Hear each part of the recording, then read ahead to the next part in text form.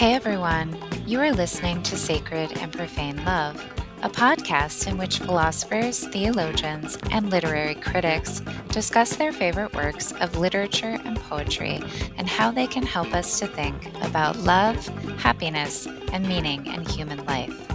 I am your host, Jennifer Frey.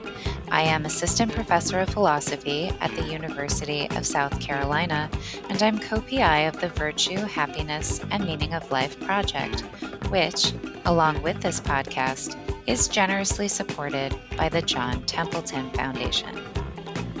In this episode, titled Jane Austen on the Virtues of Social Life, I speak with Professor Karen Stohr of Georgetown University about Jane Austen's explorations of the social dimensions of virtue in her novels. I hope you enjoy our conversation.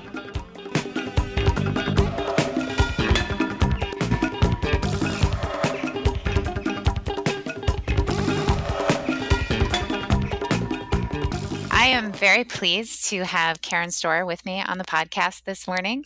Karen Stohr is the Ryan Family Term Associate Professor of Metaphysics and Moral Philosophy at Georgetown University, and she's also the Senior Research Scholar at the Kennedy Institute of Ethics there. Karen got her PhD in philosophy at UNC Chapel Hill. She's written widely in moral philosophy, including a book on manners, and she has a book coming out soon called Minding the Gap: Moral Ideals and Moral Improvement. And she's also working on a book on Kant as a guide to life. Welcome to the podcast, Karen. Thank you, and thank you for having me. Yeah, well, I'm thrilled to have you. I recently was reading this article that you wrote on Aristotelian friendship, which I thought was amazingly beautiful and super important. And that kind of inspired me to invite you onto the podcast. And I had also heard that if I was going to do Jane Austen, I would absolutely have to get Karen Stohr. And then I was searching online and I saw, yes, you have written on Jane Austen and moral imagination and manners and practical wisdom. So I'm super excited to have you. And I guess the first thing that I want to ask is, how did you get interested in Jane Austen? And can you tell us a little bit about who Jane Austen was and what her enduring value is? So I have loved Jane Austen since high school. I think, like many people, my first introduction to Austen was through Pride and Prejudice, but I've since read her six main novels so many times I've lost count, and I return to them all the time, and I think for a variety of reasons. Many people enjoy Austen's prose, including me. She's very funny. She has wonderful stories and fantastic characters, and her novels are just a delight to read. But I think as I began my study of philosophy, I also realized that Austen is not just a sort of lighthearted novelist. I don't think I ever thought she was just a novelist in that sense. And Austen herself is a big defender of novels. But I've come to appreciate the extent to which Austen's novels exemplify a kind of moral seriousness and a richness in an understanding and thinking through human behavior and human moral development in the context of social life. And Austen is simply brilliant at working out in the context of her novels a bunch of different kinds of moral problems and moral character flaws and strengths. And the more you read her novels, I think, the more you start to see the significance of them, not just for literature, which is really important, but also for anyone who's interested in how we become better people, how we raise our children well, and how we set up our social and physical environments to make it possible for us to live well. Well, it's interesting that you like her prose so much. You know, she has some pretty famous detractors. So the one that is especially harsh on her is Mark Twain. He's a Jane Austen hater. He calls her prose unreadable, entirely impossible. And he claims that he detests her of all people without reserve. That sort of reading her makes him detest her. And of course, he's not alone. There were some other very prominent male American writers who really lay into her. What do you think that's about? As a Missouri native, I hate to say this, but I think Mark Twain is just wrong about Austen. I mean, he's welcome to find her prose unreadable, but many people disagree, finding her prose delightfully funny and biting and its humor, which is something one would have hoped that Twain would appreciate about her. Austen, interesting. I think many people who dislike her work do so, I think, for a variety of reasons. There are some people who quite understandably see Austen as concerned primarily with these trivial little details about social life and dinner parties and calling cards. And it can seem as though Austen's world is very small and very narrow and not important. And while she has detractors who are women, Charlotte Bronte, for instance, and certainly many defenders who were male, I think that in the background there's a picture, sort of an ongoing picture about Jane Austen, in which her concerns are, what concerns her in her novels are sort of small, trivial spheres that are typically associated with domestic life, with women, and so in the scheme of things, in the scheme of world affairs, may not seem particularly important. But I think this is a mistake on a couple of levels. I think Austen is actually much more interested in broader social issues than people think. And I think she also thinks that what look like these trivial, minor domestic affairs are actually of great importance to people's moral development and the way in which they live their moral lives. So I think that people who read her novels and say, she's just interested in how these women who live in this very narrow, wealthy social circle, how they sort of work out their daily lives and who they're going to marry. If you read her just as interested in that, then I think it's a misreading of her. Well, that's really helpful because I have to say, just personally, I have struggled with Jane Austen, and I think you just described my reaction better than I could have described it myself. I look at it and I'm like, wow, this is like serious chick lit, right? This is just like I want to get the guy. How do I get the guy? At first blush, it does seem a little trivial, but then as I have that reaction to Jane Austen, I worry that I'm being completely unfair to her because obviously that's a world that would have been her lived experience and maybe not so much as a matter of choice, but a matter of where society is keeping her. But I really just want to invite you to say more about why what might look trivial and narrow is actually deeply important and has something to teach us about virtue and happiness. I think it is easy to see Austen. I mean, Austen wrote about the world she knew, and that is the world that she knew. She was part of what is usually referred to as the gentry, or sort of an upper class of British social and political life, but she was at toward the bottom of that in some respects. She herself spent most of her life or much of her adult life in an economically precarious position, and that is relevant to her novels. So she is writing about her own experiences. I don't think that Austen thinks that she was in a position to write about some of the grander social and political affairs that were going on. And that was in part a function of the fact that although she was well educated for a woman of her time, her experience and her access to that broader world was very limited for reasons that have to do with the social position of women at the time. But often discussions, I mean, although of course all of her novels in some sense can be read as romance novels, they're certainly not merely romance novels. She's not just interested in how the girl can get the boy by any stretch of the imagination. She's interested in a whole lot of things. She's interested in the ways in which family life works out, that sort of how one educates children and how even very loving parents can get things quite wrong sometimes. She's interested in the ways in which people's social roles have moral responsibilities. So, for instance, the landowners in her novels are responsible for the well-being of many people, the people in their households, their servants, but also their tenants and other people in their surrounding villages. And in her novels, when people fail to live up to those responsibilities, she's quite harsh on them.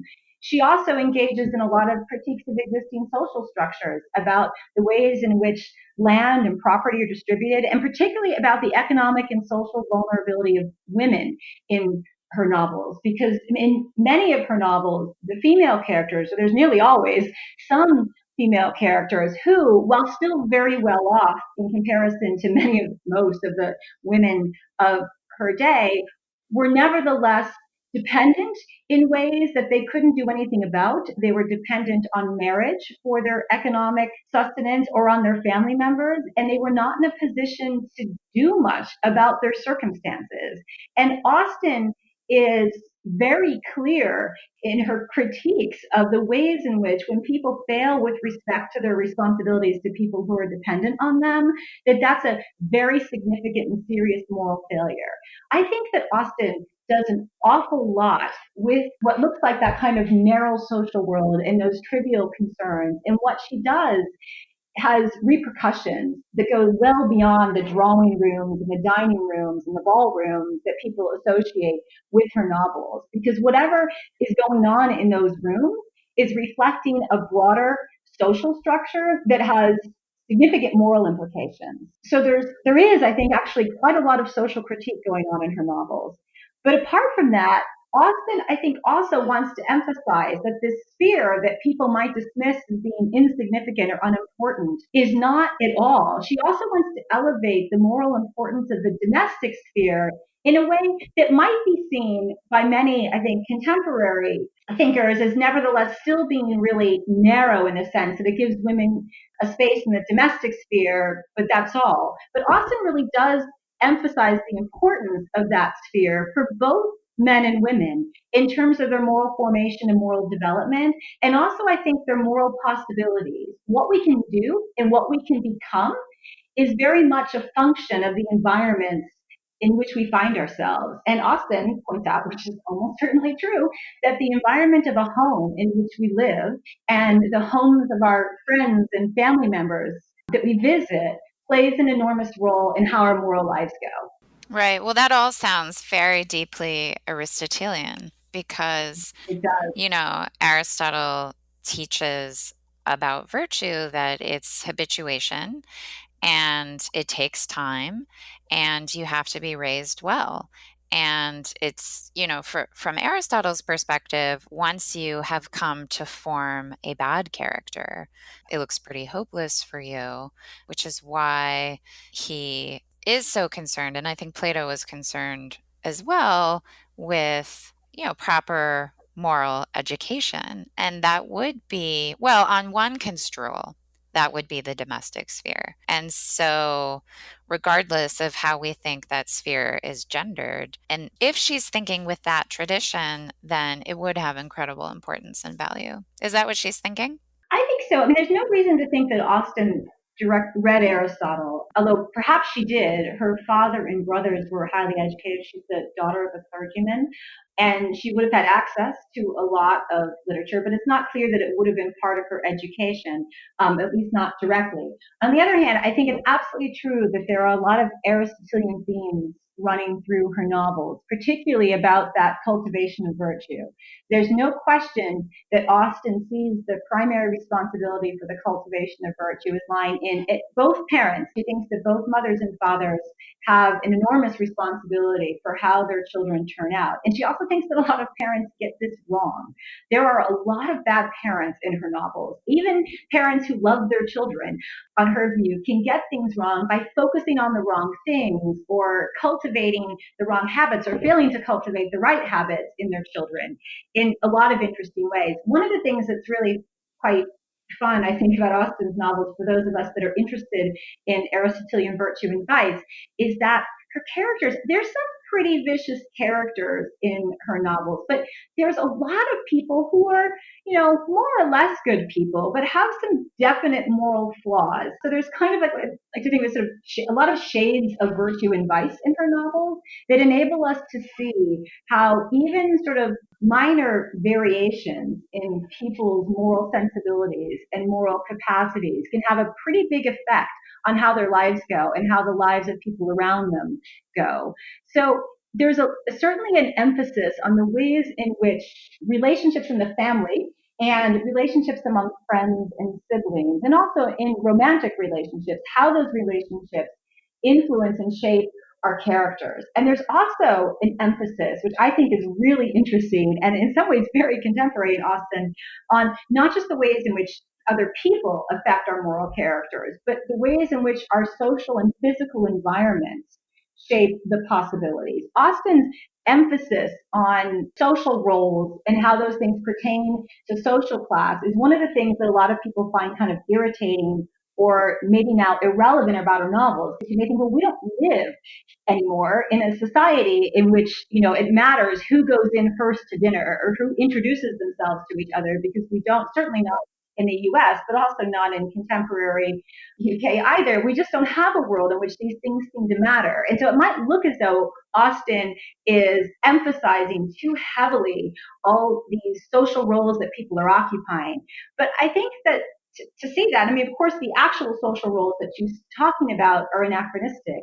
But of course, it's also a mistake to think that we no longer have anything like social stratification, or that the social roles that people occupy play no role in what they can do. Because our possibilities for action and expression and choice are also affected by our environment in really interesting ways. And so even though we don't really worry about who is asking who to dance in a ballroom very much anymore, we care quite a lot about how conversations go in boardrooms or in conference rooms or in other kinds of contexts in which people occupy social roles, and where those social roles carry different degrees of social power and social responsibility. Austen's characters, who are sort of her most virtuous characters, tend to be people who take their social responsibilities very seriously.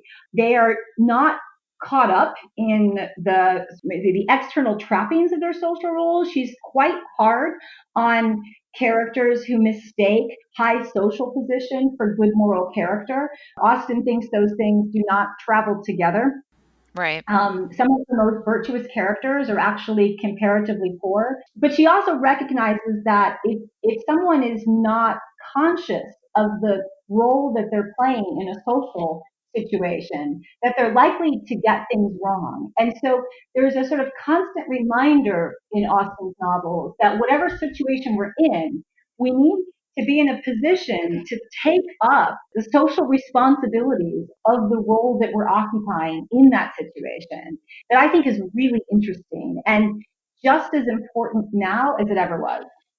Right. So it sounds like when you talk about being able to make the right judgment in a situation and see how these very general things like your social role and your physical environment and things like moral responsibilities bear on this very particular concrete situation right now, which is probably unrepeatable in some sense, that's kind of the stuff of practical wisdom, right? Very much so.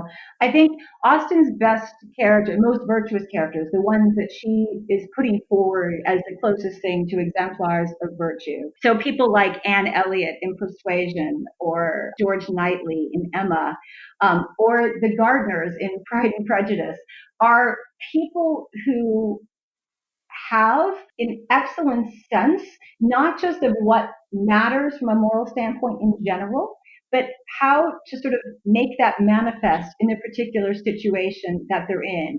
So this may come across as saying, well, they know how to behave in social circumstances, which is absolutely true. They do. They know all the rules. But there are also characters in Austen's novels who know all the rules, but who are sort of morally, I don't know, we might say morally empty or maybe even morally bankrupt. So for Austen, being sort of a good person and occupying a social role well is not just about following all the rules of decorum and all the social rules that would be present in those circumstances. Because you could do that without both without sort of having your heart in it, you could be doing it from other kinds of motives, just because it's what's expected of you, or otherwise you won't get all the right invitations that you want.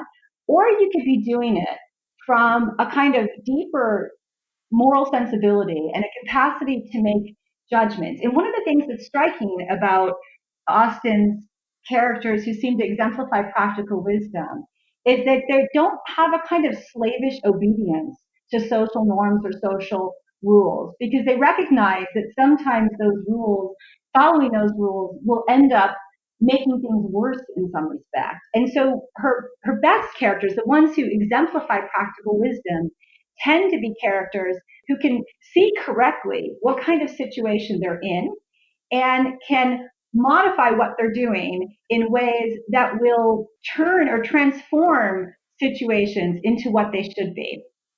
So to give an example, Pride and Prejudice has a lot of characters who are on their way to developing practical wisdom, as well as characters who will never get there. So Aristotle, of course, thinks that practical wisdom is something that we develop with experience, life experience and proper reflection. And he's careful to note that it just sort of getting older doesn't make you practically wise.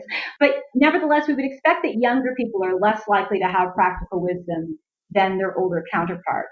Pride and Prejudice has, I think, not sort of, I'm not sure there are any major characters in that novel who really perfectly exemplify practical wisdom in the way that they do in other novels. Elizabeth Bennet, who of course is the heroine of Pride and Prejudice, is on her way there, but not quite because she makes some mistakes. Elizabeth Bennet has a lot of confidence in her own judgments. She's like Emma Woodhouse in this sense. And most of the time she's right, but not always, because she has a kind of satisfaction in her own capacities that, while understandable, and actually maybe one of the things that we like about her is her confidence, but she does occasionally get things wrong. And in particular, she makes mistakes about the characters of George Wickham and about Fitzwilliam Darcy. Now, this is not entirely Elizabeth's fault. She didn't have access to some of the information that she would have needed. But what she does is she allows, like many of us do, new information that she gets about people to sort of reinforce her existing opinions of them. On the other hand, Elizabeth is also open-minded enough to be at least amenable to the possibility of being wrong. She has, luckily for her sister, Jane Bennet, who, although agreeing with her in most of the important things, does occasionally serve as a kind of corrective to Elizabeth's tendency to jump to conclusions about people. But Elizabeth needs to undertake a process of moral development and an improvement in her self-understanding. And so what we see in Pride and Prejudice, I think, is a character whose moral capacities and whose practical wisdom improves over the course of the novel. The people in the novel, if there's anyone in the novel who already has practical wisdom, it would probably be Elizabeth's aunt and uncle, Mr. and Mrs. Gardner. We don't know as much about them because they're more minor characters, but we know that Austen sort of holds them up as a standard for good judgment and sort of moral rectitude. They're not particularly socially powerful people. In fact, they're some of the relatives that Elizabeth thinks that others are looking down on her for, although she knows that in fact they have more merit than a lot of much wealthier people in the novels. So there are, I think, in just about all of Austen's novels, exemplars of practical wisdom. She doesn't have very many such characters. Most of her main characters, like all of us, are kind of works in progress. Yeah, I sort of feel like a novel about the perfectly practically wise person would either be totally boring or just unbelievable. Yeah, or they might turn out to be kind of flat. And it might be that Austen, like a lot of people, doesn't want to write about perfect people because she doesn't think of herself that way. And maybe she doesn't think she knows any in real life. Yeah, or because there aren't any. Because there aren't any. The one who I think comes the closest, well, I mentioned, I think, Persuasion's Anne Elliot. In Emma, there's a wonderful and important scene in a ballroom. And in this scene, there's one character, Mr. Elton, who is trying to humiliate a young woman named Harriet Smith. And he does this for lots of reasons, but he does it by way of refusing to dance with her. Now, this is a snub that in the world of Austen's novels is really significant because it's not just, I don't feel like dancing with this woman. It's also, I don't see you as being worth my time. So it's a way of sort of diminishing a person's social position, and in a way that the person who is being humiliated that way can do nothing about. So in this ballroom scene, this not particularly nice guy, Mr. Elton, humiliates this other character, Harriet Smith, by refusing to dance with her. But the person who jumps in to rescue the scene is George Knightley, Mr. Knightley, who immediately steps in to ask Harriet Smith to dance. And again, this might just seem like not that big of a deal, but in Austen's novels, it's a really big deal because Knightley is the socially most powerful person in the room. And his asking Harriet to dance with him is a way of reestablishing her social position in that ballroom. And it's also a kind of moral rebuke to Mr. Elton for his efforts at humiliating Harriet Smith by not dancing with her. So Mr. Knightley, in that context, uses his social position and his social role in that ballroom as a way of sort of remedying a moral wrong and reestablishing moral relationships. And so this is one of the things that Austen, I think, is very focused on in her descriptions of social interactions, the capacities of people to use their moral judgment to act in social circumstances that not only reflect their own judgment about the world, but actually alter those social arrangements for the better, reestablish relationships, or engage in subtle moral condemnation of other people's bad behaviors. And so practical wisdom in Austen's novels exemplifies itself in social life by the ways in which characters use their social roles and engage in social interactions in ways that have moral significance for their broader relationships of the community that they're in. What about people who have a social role that they probably didn't choose? I mean, very few of us really choose our social environment or the roles that we occupy in them. I mean, we have more choice today, but it's still not total. So what if you find yourself in a social role that really doesn't have any moral authority attached to it? Does that just mean that practical wisdom isn't available to you? Or how does that, I mean, how does it work if you're socially kind of really far down? So even though socially far down people in Austen's novels are still very socially powerful in many respects because they're all part of, sort of the gentry, just about everyone in her novel is. But there are ways in which in her novels the sort of socially inferior people can nevertheless exert a lot of moral authority. And in Pride and Prejudice, the Gardners are a good example of this. The contrast that Austen often draws is between people with a whole lot of social power who do not use it well or who misuse it. So Aristotle, in the Nicomachean Ethics, Book One, in his discussion about the relationship between virtue and happiness, of course, says that virtue, while not sufficient for happiness, is the better part of it. And so he has this line, which I know you know very well, about how, given bad leather, a good shoemaker, a cobbler, will still be able to make the best shoes possible out of that bad leather. And I think that theme, that idea is very present in Austen's novels. This idea that if you are virtuous, if you have moral virtue, even if your social position is not ideal, or even if it's in decline, or if you're in a position where you can't do what you might have been able to do with more resources, nevertheless, your capacity to sort of do well with what you have, which is what requires virtue, is going to be very important to making your life go well.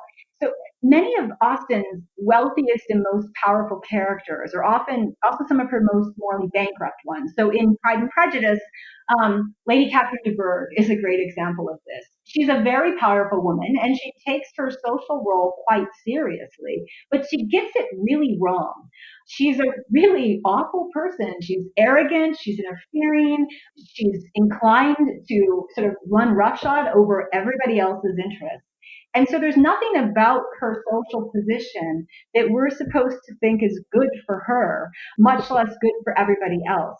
In the contrast with people like the Gardners, who are in trade, which is a kind of a snub in Austen's novels. Like to be in trade is to be have like a slightly, in some people's minds, slightly dodgy background.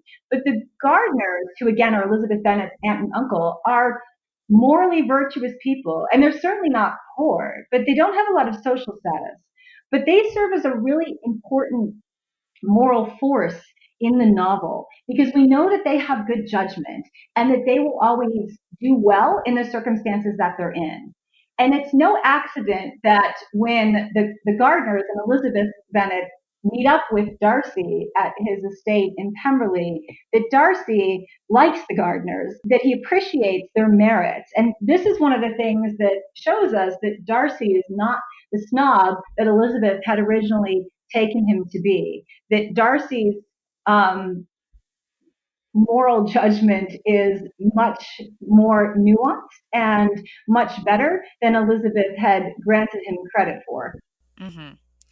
I wonder if I could invite you to say a little bit about how this idea of practical wisdom or good judgment depends on the way that and what people love. So I know that in Aristotle, he thinks that the practically wise person has to have moral virtue, where that means for him rightly, properly habituated appetites. So the things that you want have to be correct in order for your judgment to be good, because otherwise, reason sort of gets dragged around by passion and disordered desire in ways that are really problematic and prevent you from being wise. And of course, what we love and how we love, and of course, friendship, as you know, is very important to Aristotle's picture. And I'm wondering where love and friendship and desire come into the picture for Jane Austen. So I think Jane Austen is really interested in love, and she's certainly interested in friendship. The friendships that she describes in Pride and Prejudice, I think, has some of the best friendships in her novels, especially Jane and Elizabeth, the two oldest Bennet sisters. Now, the Bennets, Jane and Elizabeth, have an unusual relationship. They are sisters and they're very close to each other and they're confidants. They have three younger sisters, and I think there's no question that the two of them love their three younger sisters, but they don't have the same kind of closeness to them as they have to each other. And Jane and Elizabeth are excellent examples of Aristotle's ideas, I think, about complete friendship and how friends can make each other better by caring about the other's good in a way that has the person sort of identify with that good. So Aristotle famously says that a friend is another self. And for Jane and Elizabeth, their relationship is such that they really see each other's good is bound up with their own. So Elizabeth has no separation between Jane's happiness and her own, and likewise for Jane. If Elizabeth isn't doing well, neither is Jane. And this kind of relationship, the exemplification of it, and it's not perfect by any stretch of the imagination. They're not exactly alike. They don't always fully understand each other, but they love each other, and they love each other in a kind of unselfish way that enables them to be goods to each other in ways that not all friends are capable, or not all sort of companions are capable of doing. The relationship, there are a lot of people in Austen's novels who do genuinely care about each other, but whose attitudes toward others and attitudes toward their relationships get messed up by other things, sometimes appetites, or sometimes other kinds of desires and concerns. So a parallel sister relationship might be in Sense and Sensibility, the relationship between the sisters of Eleanor and Marianne Dashwood, who are also very close to each other. But Eleanor, while having, generally speaking, practical wisdom in Aristotle's sense, has superior capacities of moral judgment to Marianne, who, while being a really good person, has a kind of excessive sensibility that interferes with her capacity for good judgment. And so while Eleanor loves Marianne, she's also frustrated by Marianne in many ways. And Marianne, on her part, while loving Eleanor deeply, often misunderstands Eleanor because she doesn't have a kind of depth of moral perception needed to really be a good friend to her. So I think for Austen, we get examples of relationships, of friendship, and other forms of love that are accompanied by good moral judgment. But there's not really that many of them in some ways. There's a lot of examples of people whose capacities to engage in good relationships and whose capacity to love people is sort of undermined or otherwise sort of stunted by other kinds of moral flaws or failings that they have. So sometimes people get too caught up in their desires for social position or their desires for wealth, and that interferes with their capacity to see the object of their love as sort of who they really are.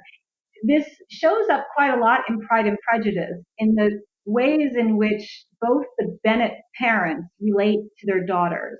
So Mr. and Mrs. Bennet are pretty bad parents, but they're pretty bad parents in different ways. I'm just going to assume that Mrs. Bennet does love her daughters, but she is focused to the level of obsession on getting them married off. And it's pretty clear that she doesn't really care who they marry as long as they get married to someone who can at least sort of support them. Do you think she's kind of pressured into that position? I mean, so I can imagine it's hard to do, but I can imagine living in a society where I know that unless my daughters are cared for by a man, that their lives are going to be unhappy. And so I could see my primary goal being to have them cared for. Or is that too charitable to her?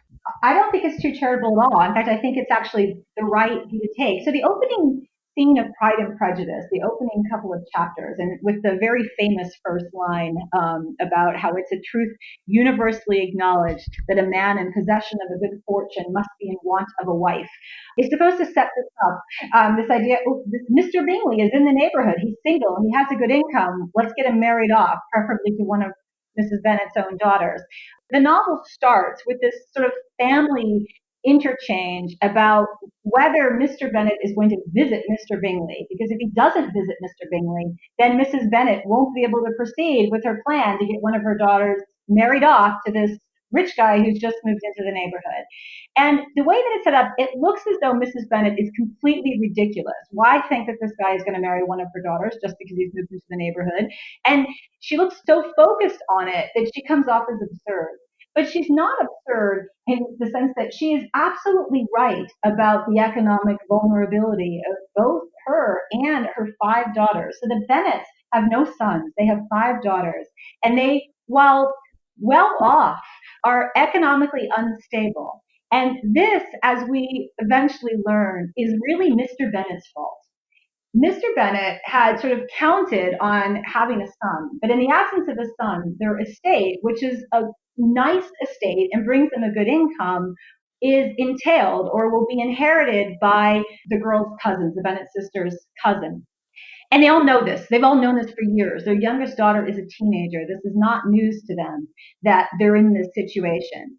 But they've done nothing about it. And in particular, Mr. Bennet has pretty much just taken leave of any responsibility for it. They haven't saved money. They haven't done anything. So there is this reality, which is that the second that Mr. Bennet dies, Mrs. Bennet and those girls are all in an extremely economically vulnerable and precarious position. And so Mrs. Bennet is not wrong to be worried about her daughter's economic futures, and also to recognize that their best hope is through marriage, because that is the only way in which women of their social status can have a respectable way of life. So while Mrs. Bennet is in many ways a ridiculous character, and she seems to not care at all about her daughters and what's actually in their interest, in fact, there's many ways in which she is much more in tune with their good than with their seemingly much more loving father, Mr. Bennet, who, while clearly caring about his daughters, certainly the oldest two, quite a bit,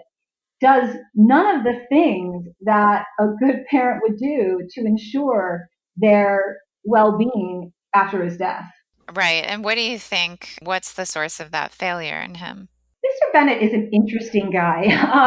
He clearly he married a woman that he cannot love. And in fact, one of his few bits of sage advice to Elizabeth at the end of the novel is advice not to marry someone that she doesn't love. So at the end of the novel, when Elizabeth tells her father that Darcy has asked her to marry him and Mr. Bennet thinks that she doesn't love him, that she's marrying him just for the money, he's really horrified because he does think that this would be a big mistake. Because Mr. Bennet doesn't love his wife and he doesn't respect his wife either. And that becomes clear. So this itself sets up a bad model for parenting because his daughters see him repeatedly, gently, but definitely mocking his wife in front of them. And what he does very, very frequently throughout the novel is retreat to his library, his own space.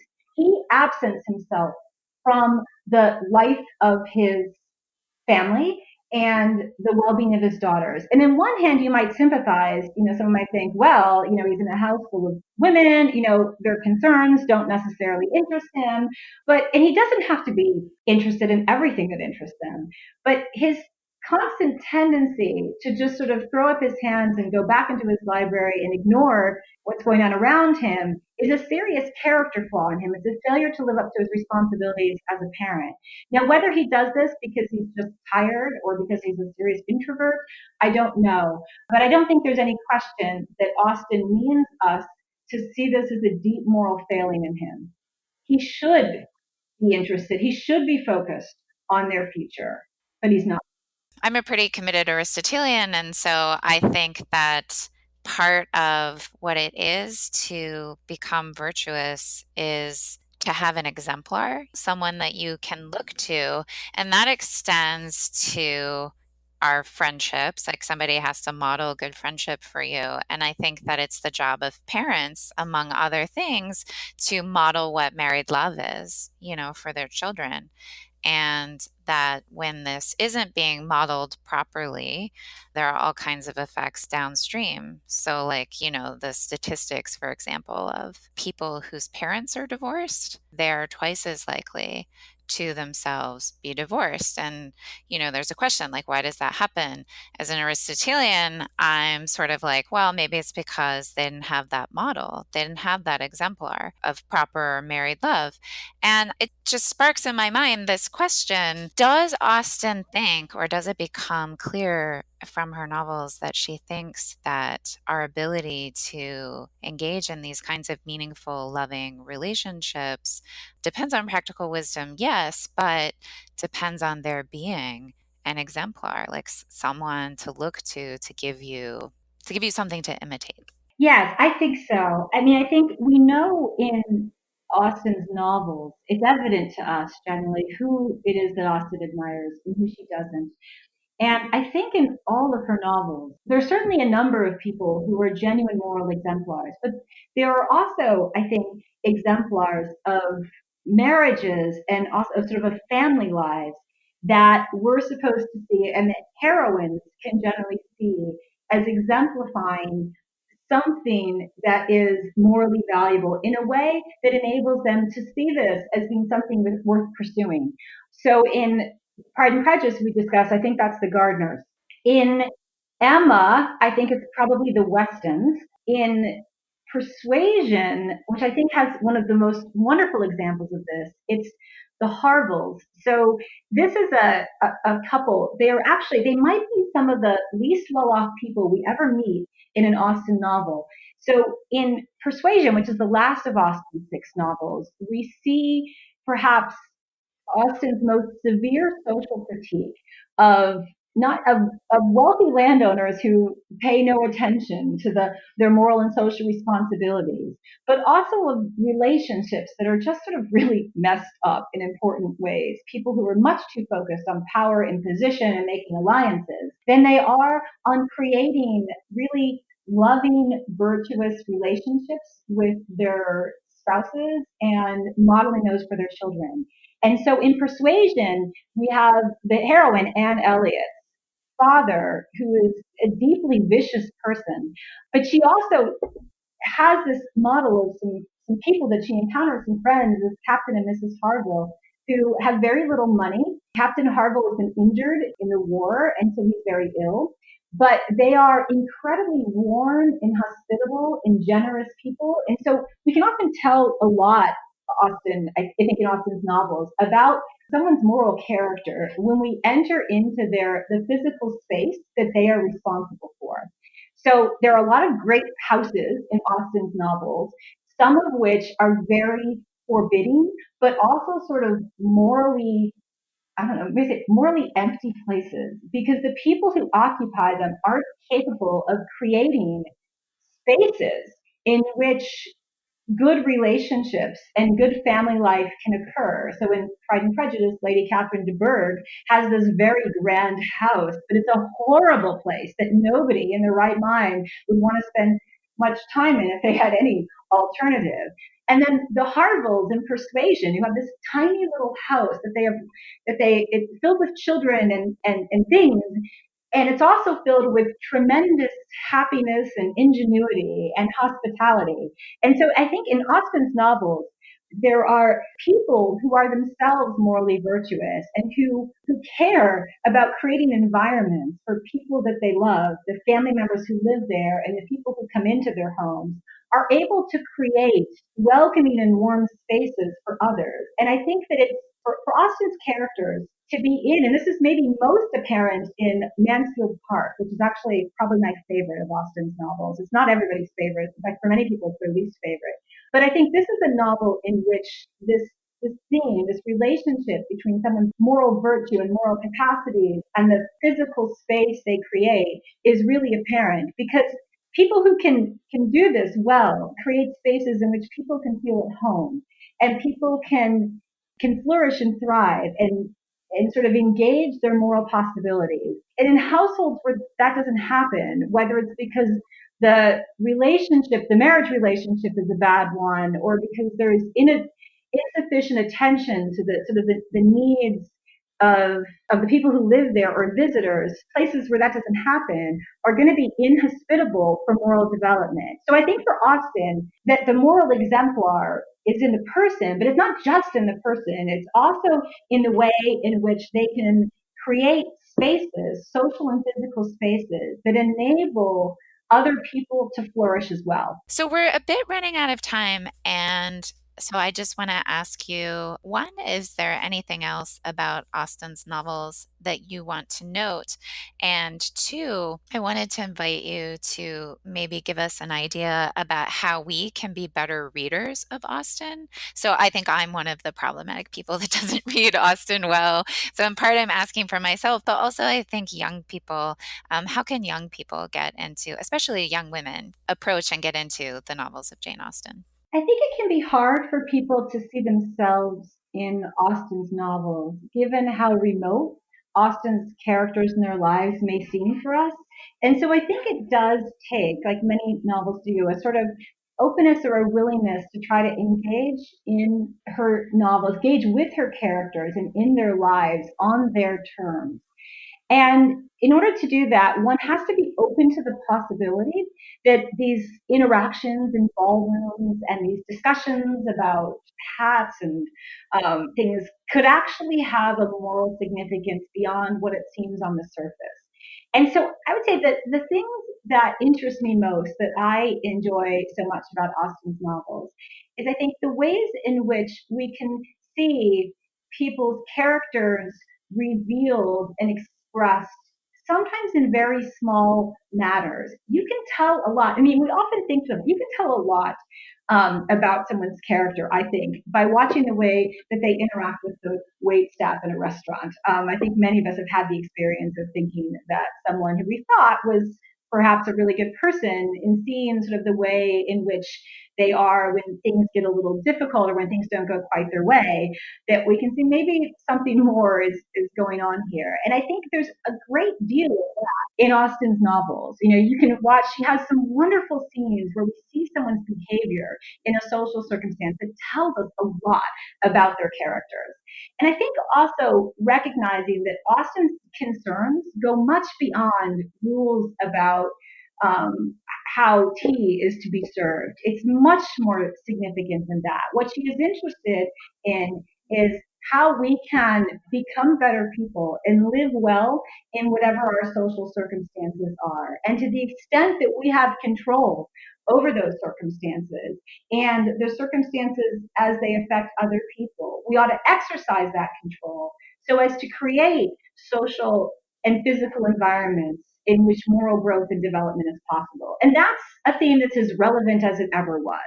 And I think Austen's genius lies, and I think it's also part of her enduring appeal. I don't think that her popularity rests in just the fact that she's written some really great love stories that are quite funny. If that were all there were to Austen, I don't think she would continue to sort of capture the minds and hearts of so many people for so long. I think, like any great novelist, she is writing about things that touch all of us and continue to do so, things that deep questions that matter to us about how we want to live and how we can live in our circumstances. And so I think a kind of looking past the surface stuff and looking down for those deeper questions and seeing what she has to say about them is the way to read Austen. Right, getting past appearances and what's shallow and getting into what's deep. I think that's really helpful. It's helpful for me to see what appears to be trivial actually has a lot of moral significance.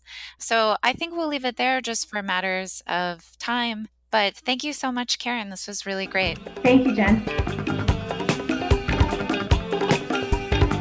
You have been listening to Sacred and Profane Love, a philosophy podcast that is part of the Virtue, Happiness, and Meaning of Life project, which is generously underwritten by the John Templeton Foundation. For more resources on the works discussed in today's episode, head on over to our project's website, virtue.uchicago.edu, and check out our blog, thevirtueblog.com. Finally, if you enjoy this podcast, do me a big favor and give us a positive review on iTunes or wherever you listen to your favorite shows.